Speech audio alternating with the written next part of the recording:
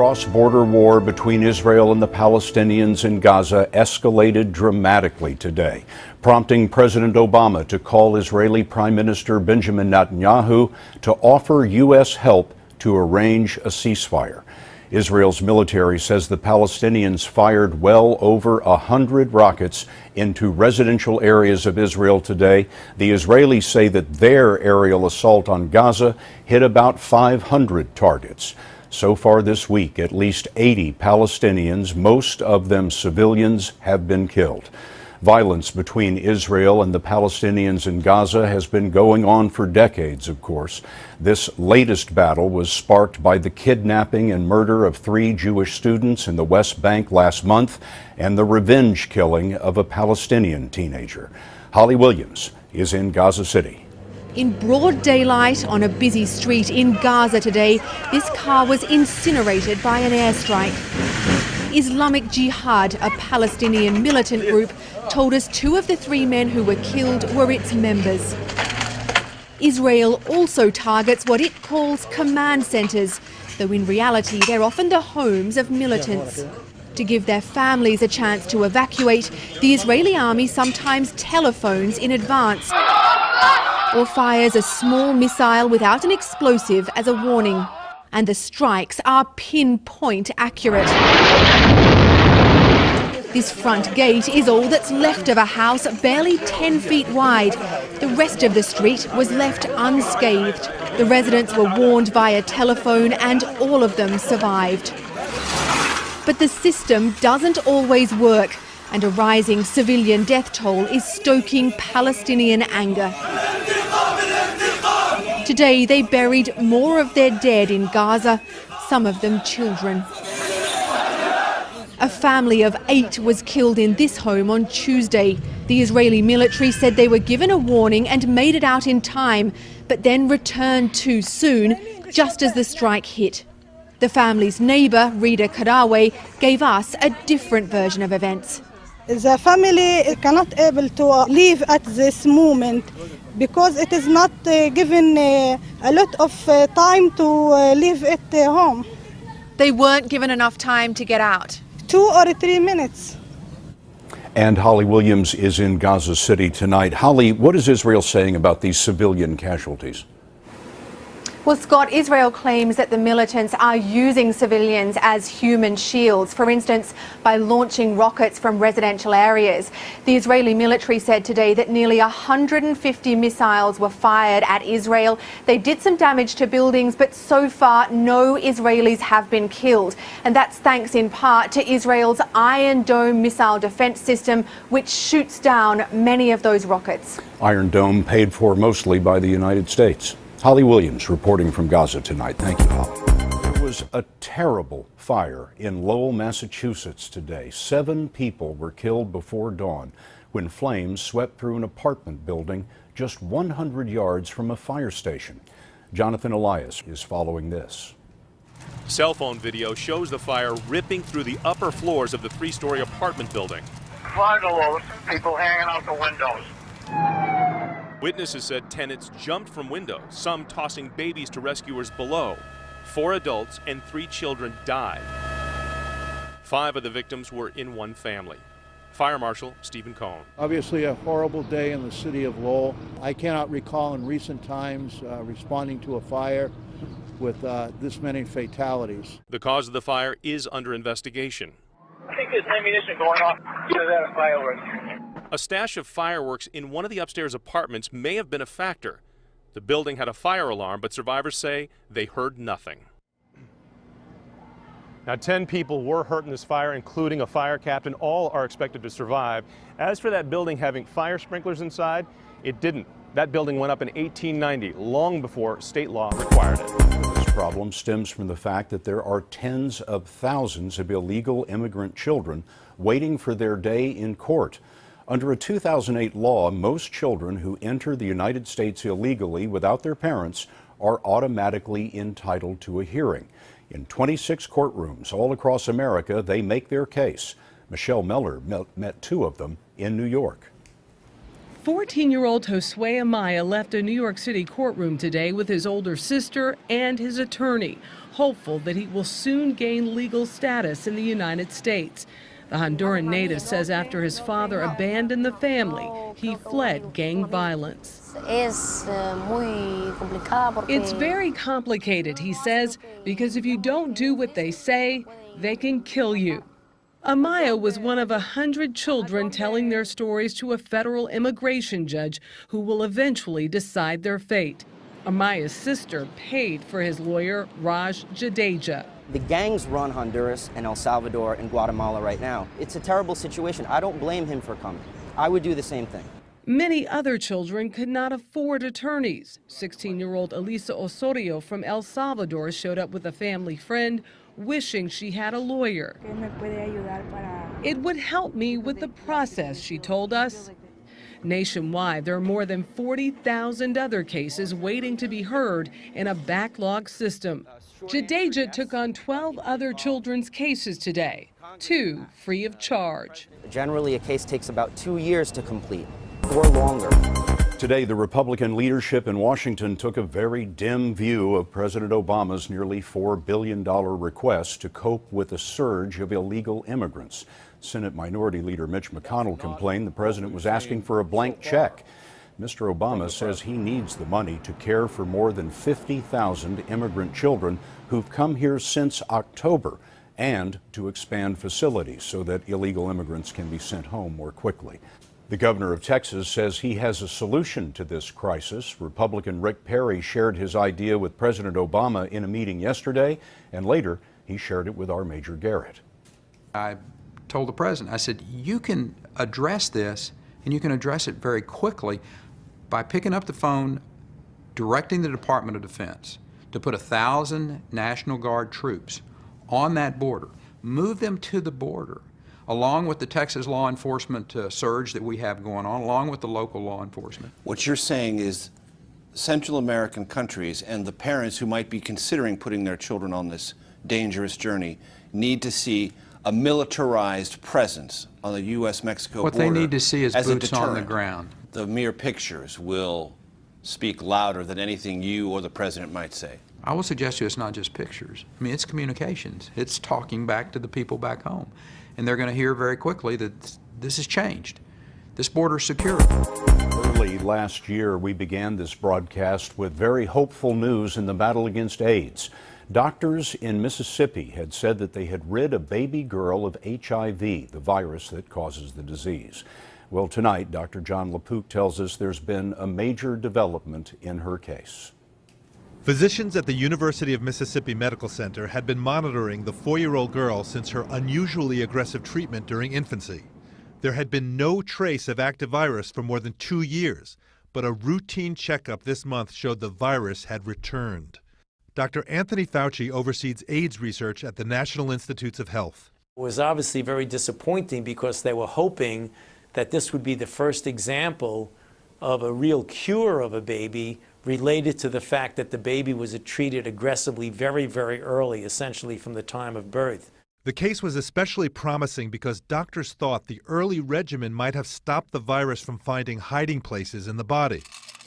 At birth, the girl tested positive for HIV and was immediately treated with a 3-drug cocktail. At 29 days, she was HIV negative. But after 18 months, the mother stopped treatment and disappeared for 5 months. When the child returned to the hospital, doctors were surprised to find no sign of the virus. Normally, it must be suppressed by the indefinite use of medication. The girl is now back on antiviral treatment and is responding well. Racist comments got Donald Sterling banned by the NBA. Well, his latest rant came in a courtroom, and the target was his wife. Ben Tracy has the play-by-play in a case that seems to get stranger by the minute.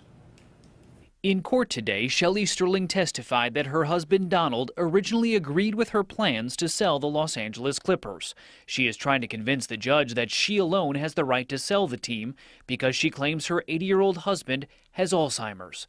Bert Fields is Shelley Sterling's attorney.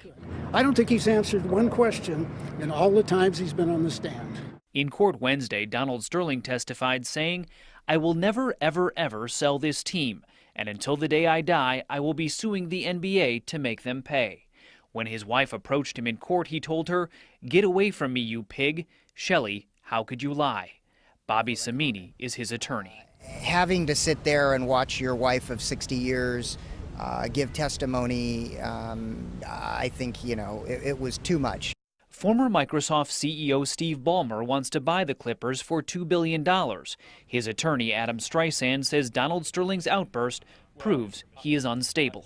It was a shameful display by a seriously demented tyrant. In April, the NBA banned Donald Sterling for life after he told his then-girlfriend that she could not bring black people to Clippers games, including NBA legend Magic Johnson.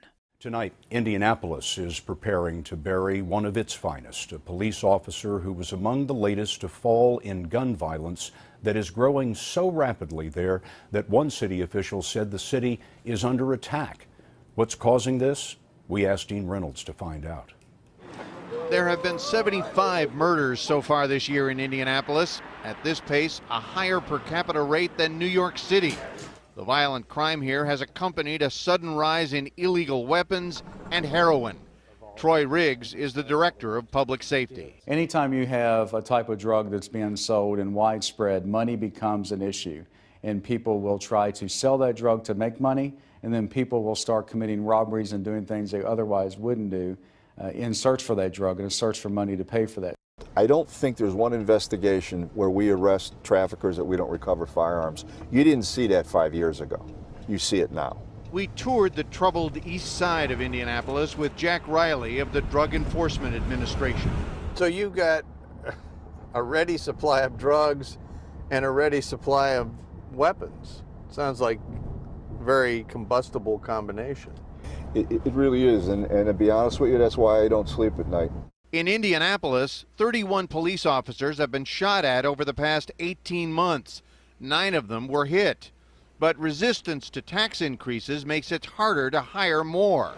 Over the 4th of July holiday, police officer Perry Wren, a 22-year veteran, was killed in a gunfight with a suspect who police say fired an assault weapon at him. You said of what happened on Saturday that the city was attacked.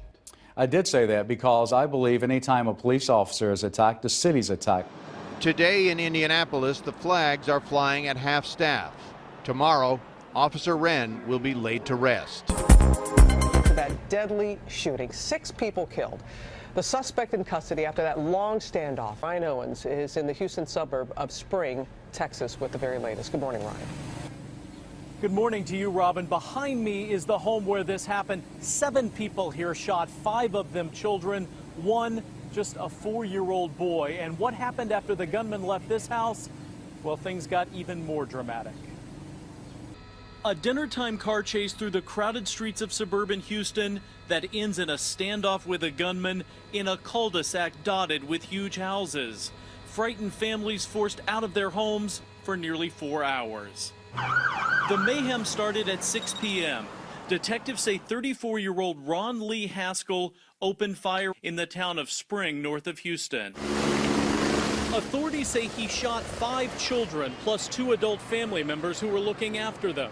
A violent end to a domestic dispute he was allegedly having with his estranged wife who lives out of state. Only 1 victim would survive, a 15-year-old girl. Police say she called 911 despite being shot in the head and told them the gunman was on the move. The car has yet to be stopped. She probably prevented more bloodshed. At 6:17, police catch up with Haskell in this silver car after chasing him for 4 miles before throwing down a spike strip.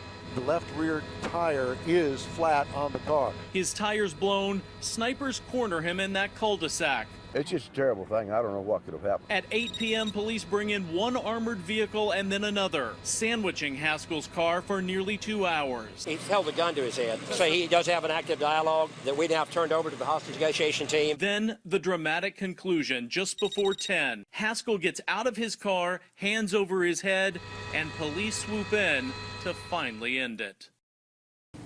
This morning, the gunman is in jail. The charges against him will be read in court. He will face charges of capital murder.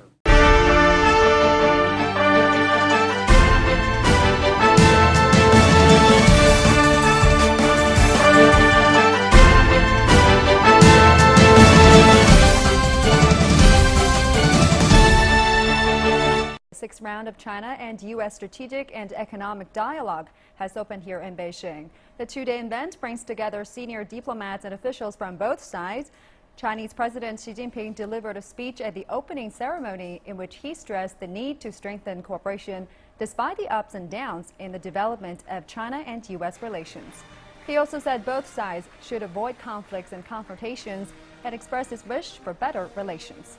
Now, this year's strategic dialogue covers a wide range of domestic and foreign policy matters, including some of the most sensitive, such as cybersecurity and maritime issues.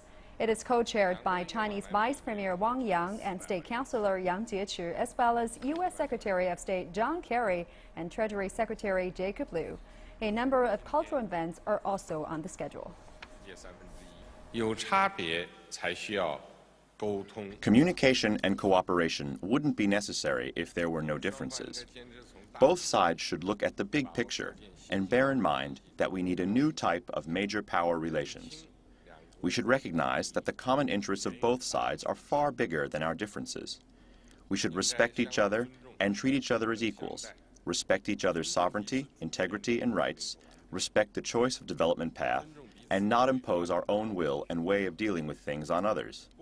We should keep conflicts and frictions under control and improve mutual understanding in a constructive manner through dialogue and negotiation.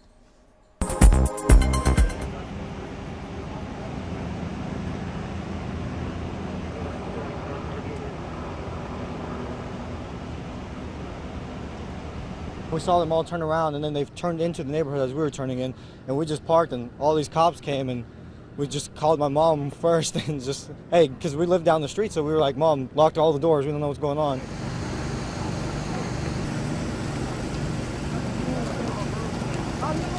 They were on a tail for a second, we didn't even realize.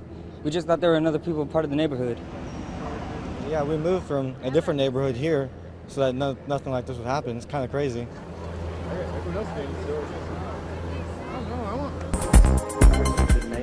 And we're now queued up in the beginning of next year. It's our hope very much that over the course of these next days, very soon, a way forward can be found that will provide the foundation for Afghanistan to grab a hold of the future. I've been in touch several times with both candidates as well as with President Karzai. We would encourage both of them to not raise expectations with their supporters, to publicly demonstrate respect for the audit process and the accountability process, and also to show critical statesmanship and leadership at a time when Afghanistan obviously needs it. For the post-election.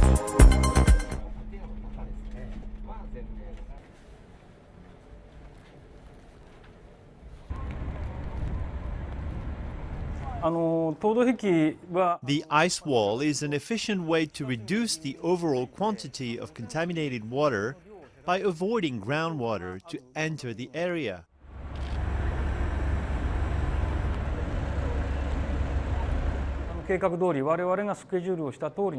We will be able to freeze the contaminated water as planned by March next year.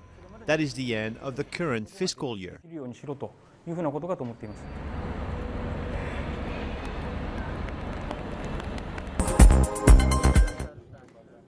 The ties between Erbil and Baghdad have deteriorated, with both sides exchanging accusations. Iraqi Prime Minister Nouri al-Maliki has accused the semi-autonomous Kurdistan region of becoming a safe haven for what he described as terrorist groups fighting the central government in Baghdad. In his weekly televised speech, Maliki said that his government cannot stand idle, watching Erbil turn into an operations center for Takfiri militants and Ba'athist terrorists.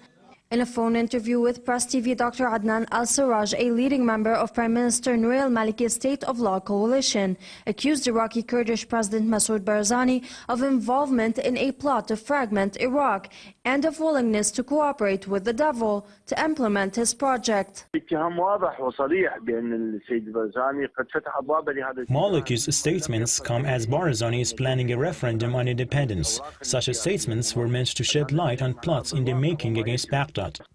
In what they described as the first response to Maliki's accusations, Kurdish ministers voiced their boycott of Baghdad. A spokesman for Barzani said that Maliki had become hysterical and urged him to step down. An official from the dominant Kurdistan Democratic Party, KDP, declared that Kurdish ministers appointed to the Iraqi cabinet will not be going to Baghdad, nor will they be attending cabinet meetings. The decision by Kurdish ministers to boycott the Iraqi government in Baghdad is a wise decision. It's been made to send a clear message to Maliki that he is not in a position to threaten the Iraqi Kurdistan. Barzani accused Baghdad of inciting anti-Kurdish voices, adding that Kurds maintain what he described as the right to hold a referendum on self-determination. As Iraq slips into deeper havoc, the Kurds have moved their forces into Kurdish-populated areas outside their formal borders, including Kirkuk, a region which experts estimate holds 25% of Iraq's entire oil reserves. Barzani's calls for a referendum on the independence of Iraqi Kurdistan and talks of another referendum on adding oil-rich Kirkuk to the Kurdish province have put Barzani in a very tight spot, with Baghdad accusing him of burning bridges on one hand and of being a part of a conspiracy aimed at federalizing Iraq on another.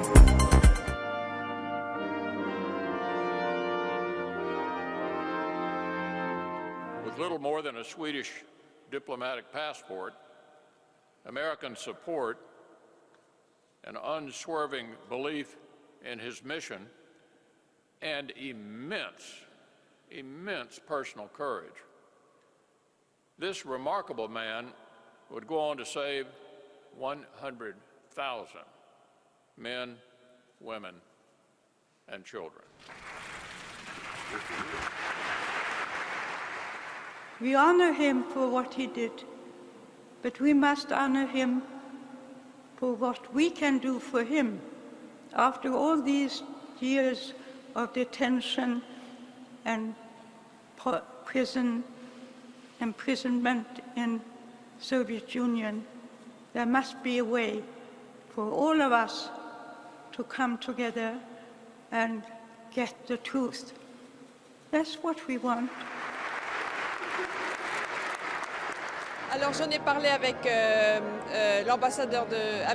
talked about it with the American ambassador in Sweden, who told me he brought it up with President Putin, and I was very pleased to hear that step had been taken. But he told me the Russians have not replied yet.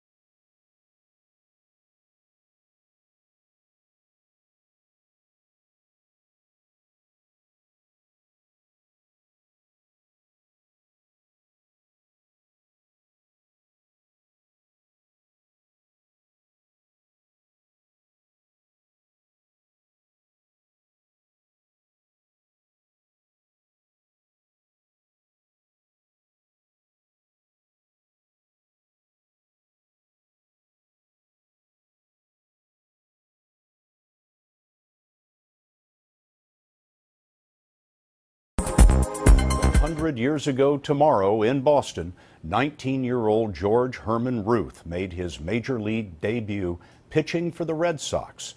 Generations of kids would come to idolize the Babe, but none more than a girl named Julia. Jim Axelrod has her story.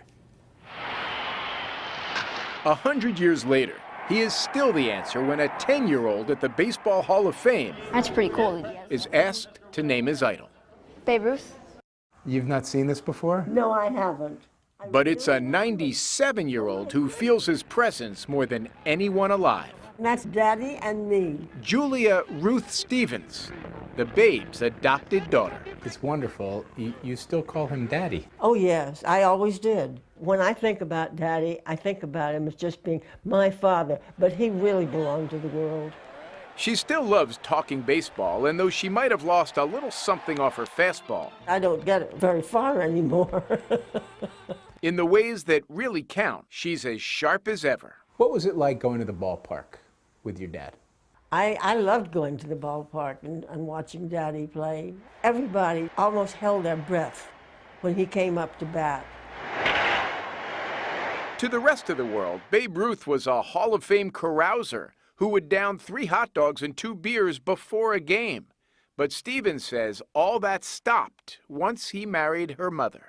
I went off to camp and he made me a bedspread. Your father, Yes. Babe Ruth, Yes. sewed you a bedspread. To go on my bed at the camp. I think it would have undercut his image a little bit if people knew that your father sewed you a bedspread to go off to camp with. I don't. A century after his professional debut and 66 years after his death, we still devour the details. Did Mother call him George around the house? She called him Babe. Everybody did. In the late innings of her life, Julia Ruth Stevens has a single wish when it comes to her father. I hope that his fame lives as long as baseball is played. I don't think there's too much to worry about there. Because, as a fan once said of her daddy, It's gone. heroes get remembered. The greatest home run hitter of all time. Legends never die. Jim Axelrod.